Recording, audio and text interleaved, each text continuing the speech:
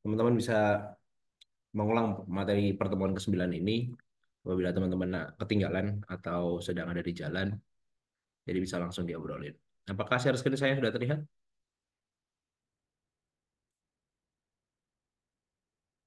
Apakah share screen saya sudah terlihat? Sudah terlihat, Pak. Baik, kita mulai. Pada materi ke-9 ini merupakan materi yang sebenarnya lanjutan dari kemarin, karena proyek kita sudah ditentukan.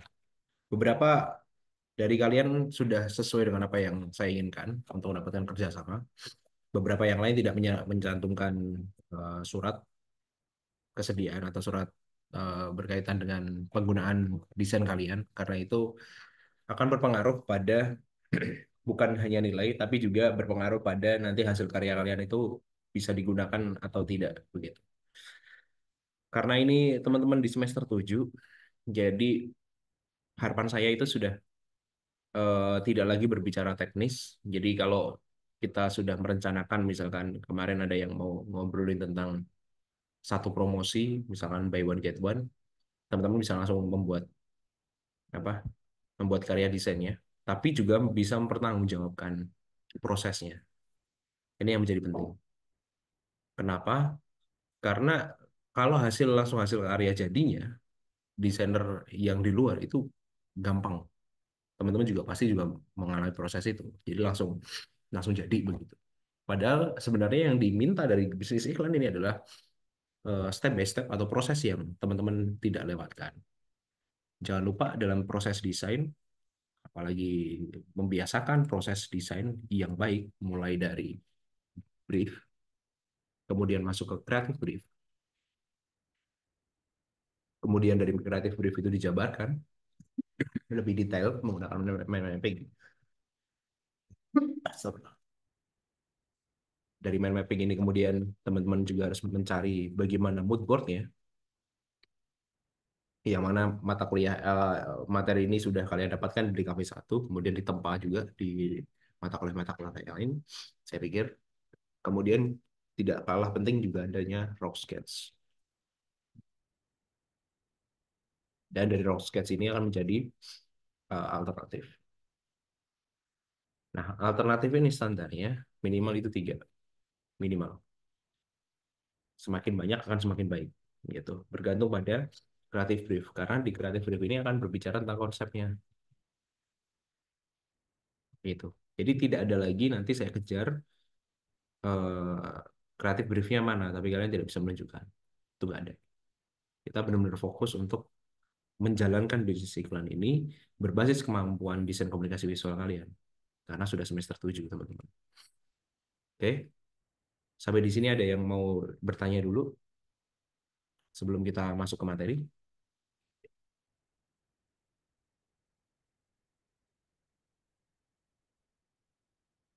Ada yang bertanya? Clear? Lanjut?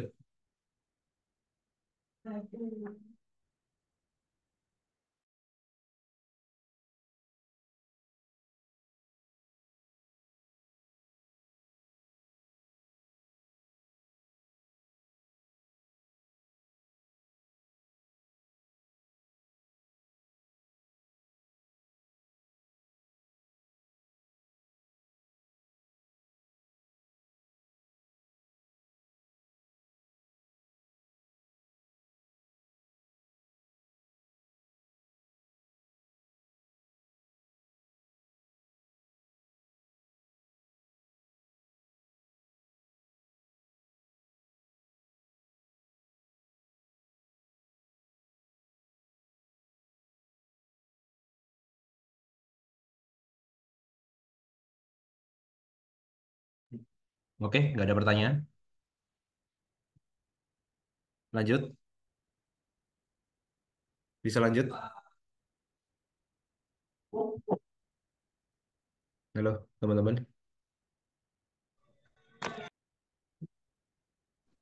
Pak. Yoi, silakan.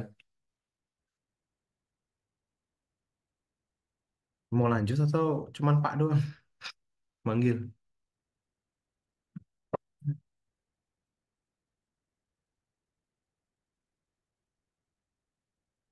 Mau lanjut atau ada pertanyaan?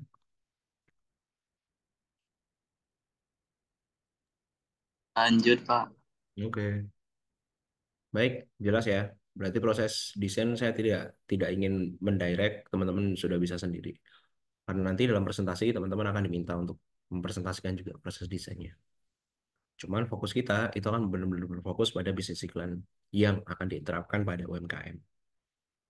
Satu hal yang perlu teman-teman apa namanya jaga adalah tetap menjalin hubungan baik kepada pemilik UMKM-nya. Kalau bisa sampai beberapa dari teman-teman sudah bagus bisa mendapatkan reach base data awalnya. Karena itu nanti yang akan diukur kan gitu. Nah, dalam 1 minggu ini teman-teman akan diminta untuk membuat desainnya sesuai dengan strategi bisnis iklan. Tapi mari kita mengulas kembali kemarin sebelum UTS berkaitan dengan merencanakan bisnis iklan.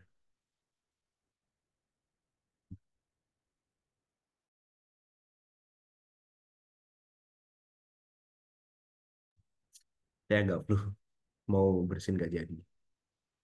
Oke, kita akan kembali ke basic dasar dari perencanaan ini. Nah, advertising atau iklan perencanaan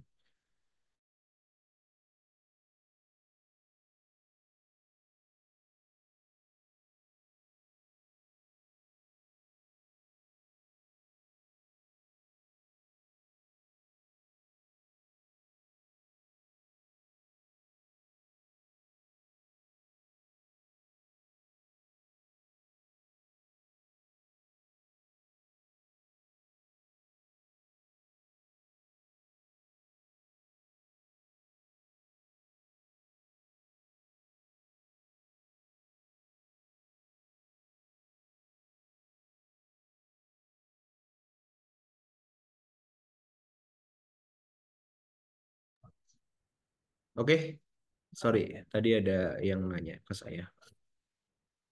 Kita mulai dulu advertising ya, pendahuluan. Berkaitan dengan inovasi dan kreativitas, elemen paling penting dalam memajukan strategi bisnis iklan dalam dunia yang kompetitif itu harus berani berinovasi.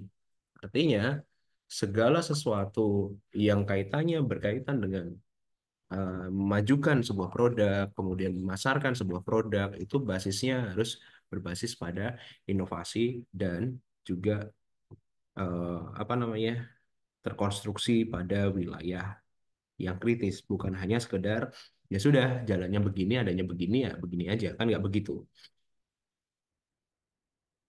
Kemudian berpikir kreatif itu juga perlu untuk digunakan agar persaingan atau strategi yang digunakan itu tidak monoton. Saya selalu meminta atau saya selalu menginginkan bahwa sebenarnya dalam bisnis iklan itu yang perlu dipertanyakan ulang adalah apakah memang bisnis yang sudah kalian analisis itu memang membutuhkan misalkan harus menggunakan buy one get one atau bisnis yang teman-teman analisis itu kurang apakah memang benar-benar membutuhkan bisnis iklan yang memang teman-teman tawarkan. Nah, itu perlu mengkonfirmasi kembali. Kemarin ada yang bagus sudah memberikan gambaran berkaitan dengan bagaimana bisnis iklan itu ditawarkan kepada si pemilik UMKM-nya. Nah, itu bagian dari berani berinovasi. Jadi, take risk gitu.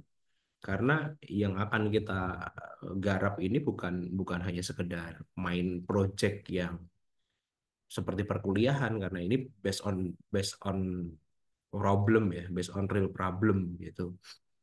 Dan merencanakan bisnis iklan ini juga diterapkannya dengan eh, apa namanya benar dalam artian real orangnya, real UMKM-nya, dan real juga nanti feedbacknya di akhir.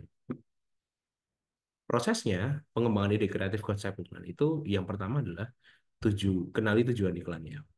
Kemudian yang kedua adalah pahami target audiensnya. Kita mulai dengan ini nanti. Jadi teman-teman dari per kelompok saya minta untuk ngobrol. Presentasi itu nggak harus tampilin presentasi, tapi ngobrol dengan hasil yang kemarin UTS itu it's okay, it's fine gitu.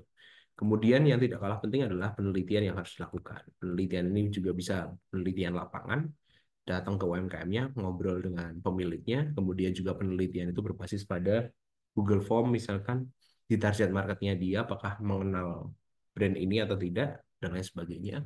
Jadi penelitian di sini bukan penelitian yang benar-benar serius yang harus menggunakan metode atau teori apa, bukan, tapi justru ke penelitian berkaitan dengan brand yang akan diangkat. Tipe penelitiannya bebas, tidak ada kualitatif, kuantitatif, berapa persen yang harus ditingkatkan, tapi pada strategi yang sudah kalian tetapkan itu sekurang-kurangnya memuat capaian atau KPI yang akan ditargetkan. Karena itu nanti yang akan menjadi ukuran apakah itu berbasis penelitian atau tidak. Terkadang kalau kita terlalu ambisius, harusnya misalkan dia reach out atau mendapatkan atau bisa dilihat oleh 1.000 akun awalnya, kemudian setelah bisnis iklan ini dikasih, itu akan sampai ke angka 3.000 misalkan. Itu bisa mungkin nggak? Kalau mungkin ya dijalankan, kalau nggak perlu ditinjau ulang. Oh kita nggak bisa sampai segitu nih, kita beraninya segini. Nggak apa-apa. Sampai saya selalu bilang bahwa dalam dalam latihan mengkonstruksi sebuah bisnis iklan itu tidak harus serta-merta kemudian harus sekian ratus, itu nggak terlalu ambisi seperti itu. Yang tadinya nol nol like ya, maksudnya di hari pertama dia posting kemudian dia nol menjadi 1 atau 2 like itu sudah merupakan capaian sebenarnya. Tapi kan harus ada landasan berpikirnya, dalam artian yang tadinya tidak terkenal menjadi terkenal, atau yang tadinya tidak di like menjadi di like. Itu kan sebenarnya basis dari pertimbangan penelitian yang sudah dilakukan. Nah, tidak kalah penting juga pengembangan ide kreatif dalam konsep iklan itu adalah brainstorming. Tadi yang sudah saya katakan, ada creative brief, ada mind mapping, ada brief dari kliennya, kemudian juga ada raw sketch-nya, kemudian juga ada alternatif desainnya, kemudian desain yang ditetapkan seperti apa. Itu sudah tidak lagi menjadi concern pada mata kuliah ini, karena itu hanya akan dipresentasikan. Dalam proses itu, proses kreatifnya itu kalau betul, itu akan punya kekuatan desain yang berbeda dengan tiba-tiba jadi gitu. Karena saya lihat di kelas ini itu ada yang berjalan sendiri atau berjalan tertatih-tatih, kemarin-kemarin tidak masuk, tiba-tiba kaget dengan tugas-tugas yang seabrek dan lain sebagainya. Sebenarnya ini semua untuk memicu teman-teman atau memacu teman-teman yang mana hari ini sudah semester 7, bahkan sudah ada yang semester 9 bahkan, itu untuk real project gitu. Nah, brainstorm itu sudah otomatisasi, sudah bukan lagi ayo kita buat mind mapping, ayo kita buat, itu sudah semester-semester lalu gitu. Di DKV 1 sudah teman-teman sudah dapat, di DKV 2 juga begitu.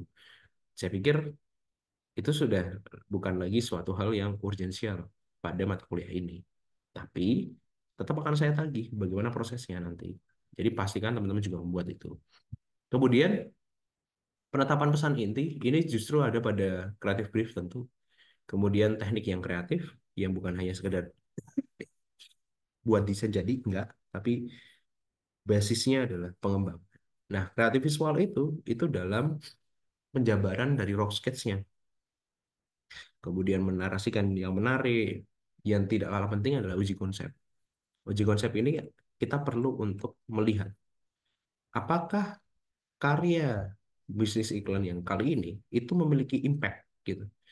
Nah, impact inilah yang kemudian dihitung dari baseline datanya. Kalau dia meningkat, ada impact-nya, berarti berhasil. Gimana Pak kalau gagal? Ya nggak masalah. Namanya kita belajar bisnis iklan itu bukan semuanya harus meningkat gitu. Enggak. Bahkan di tahun kemarin itu ada yang tadinya dia reach account-nya bisa sampai 500, ternyata dapatnya cuma 200 account doang yang lihat story-nya. Tapi it's okay, it's fine gitu, nggak masalah. Jadi uji konsep ini pun kalau hasilnya negatif itu bukan suatu yang buruk. Toh pada proposal kalian, pada UTS kalian kan saya sudah minta untuk apa positifnya, apa negatifnya. Karena di situ bisa saling apa ya, mengisi, melihat apakah strategi ini yang paling kompeten, atau yang paling apa aksesibel atau tidak. Nah, kemudian konsistensi. Konsistensi ini sudah teman-teman belajar di grafik standar manual GSM di DKV 1. Konsistensi desain itu menjadi penting. Mulai dari pengembangan dari logonya atau dia membuat baru. Jangan-jangan teman-teman itu membuat ya wes asal buat aja. Nah, itu yang sebenarnya dihindari. Sehingga dalam kreatif brief, mau tidak mau, suka tidak suka, harus jelas bentuk konsistensi apa yang ingin dihadirkan sesuai dengan target marketnya. Nah, ketika uji konsep selesai, konsistensi juga sudah oke gitu, melakukan evaluasi dan revisi. Nah, baru kemudian ngobrolin tentang pertimbangan media. Dan yang paling akhir adalah budgeting. Budgeting ini mau nggak mau, suka nggak suka, harus lihat banyak data. Contoh, ada yang misalkan menggunakan Facebook Ad atau Instagram Ad. Itu budgetnya berapa? Teman-teman bisa survei, teman-teman bisa cari banyak banget link YouTube gitu yang berkaitan dengan budget periklanan. Nah, perancangan atau desain itu sebenarnya ditujukan untuk siapa? Itu yang perlu dirumuskan.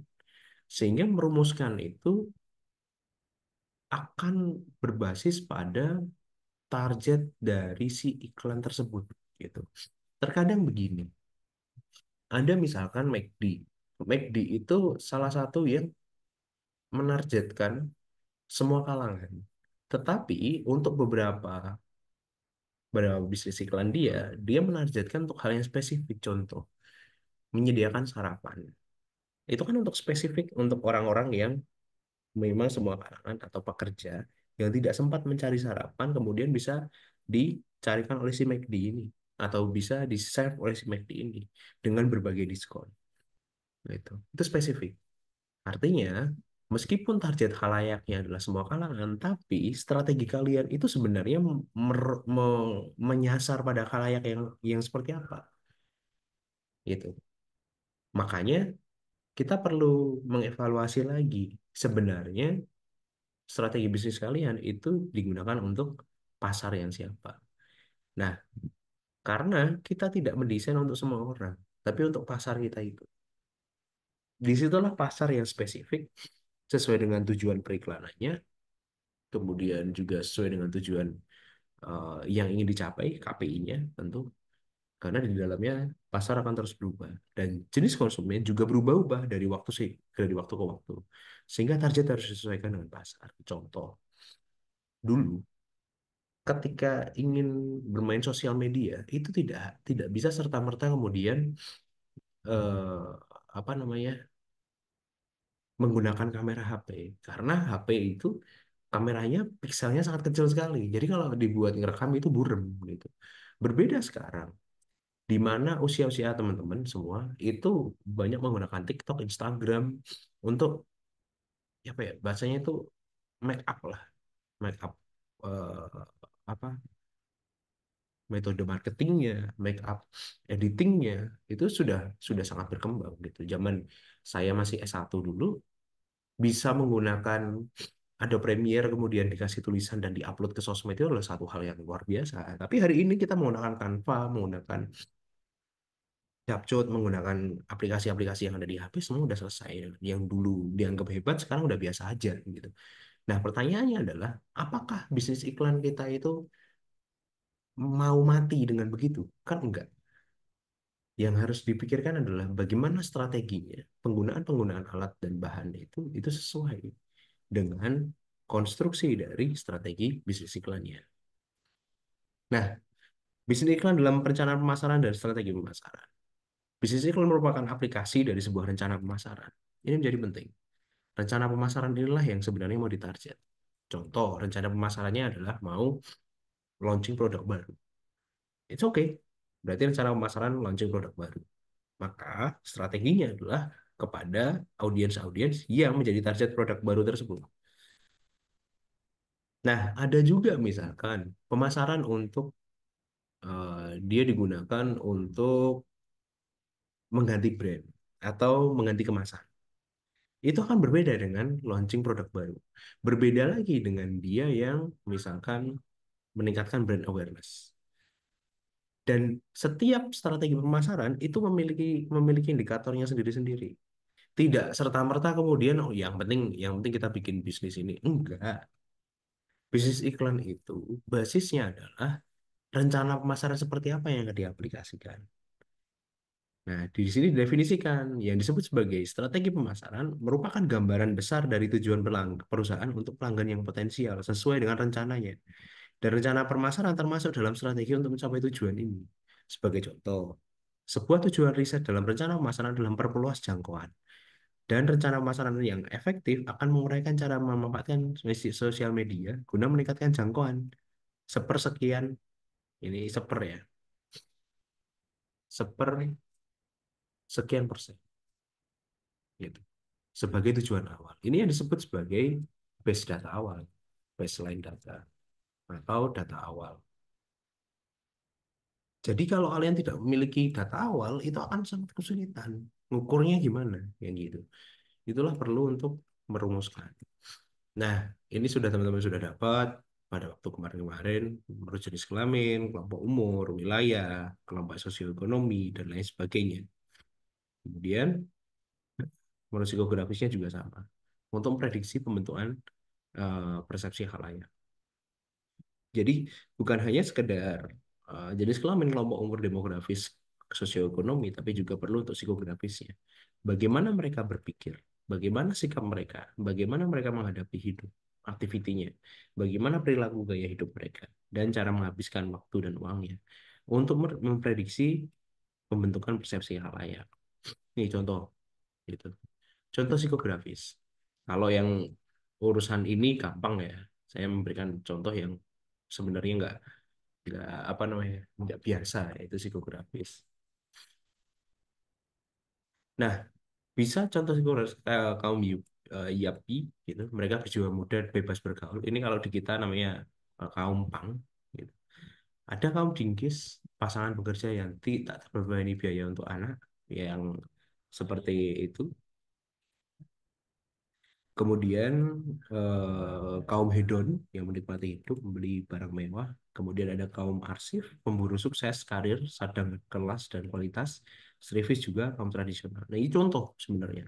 Yang ditarget mau kaum seperti apa? Kaum Gen Z. Gen Z yang mana? Gen Z di urban berbeda dengan Gen Z yang ada di desa. Gen Z yang di urban itu cenderung untuk ke Gen Z yang sekarang kan sudah pada bekerja. Teman-teman sudah punya lingkaran, teman-teman di Lampung itu banyak yang sudah bekerja mungkin, yang tidak kuliah mereka bekerja. Nah, itu Gen Z yang seperti apa yang mau dihadirkan gitu. Ini contoh, kaum Strivers pekerja yang mirip dengan kelompok orang pencapaiannya. Nah, biasanya dia penyemangat, ada efek-efek apa namanya? Kayak tangan mengepal untuk estradiol. Kemudian kalau untuk shampoo ya, shampoo yang bikin halus, bikin tebel dan lain sebagainya. Itu bisa disebut sebagai kaum pekerja keras atau slavers.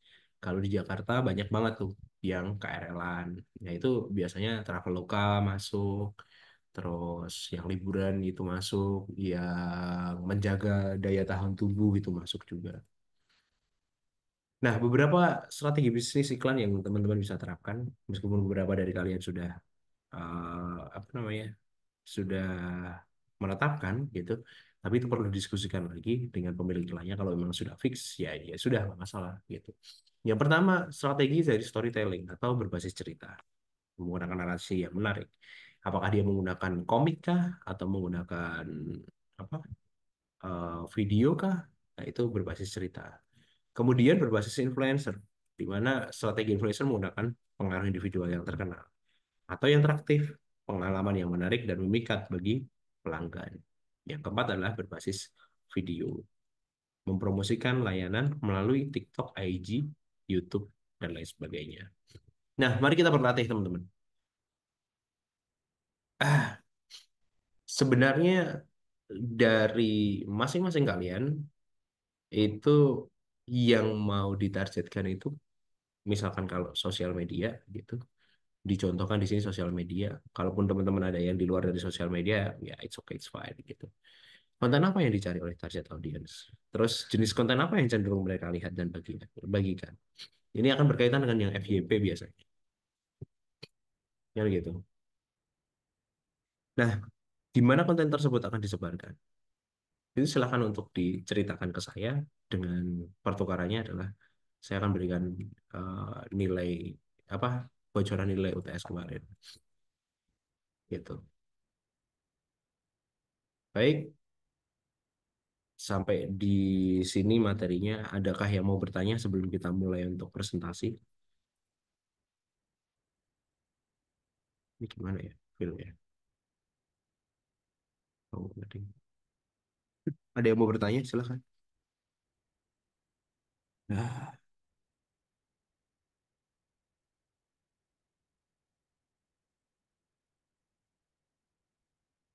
ada yang mau bertanya?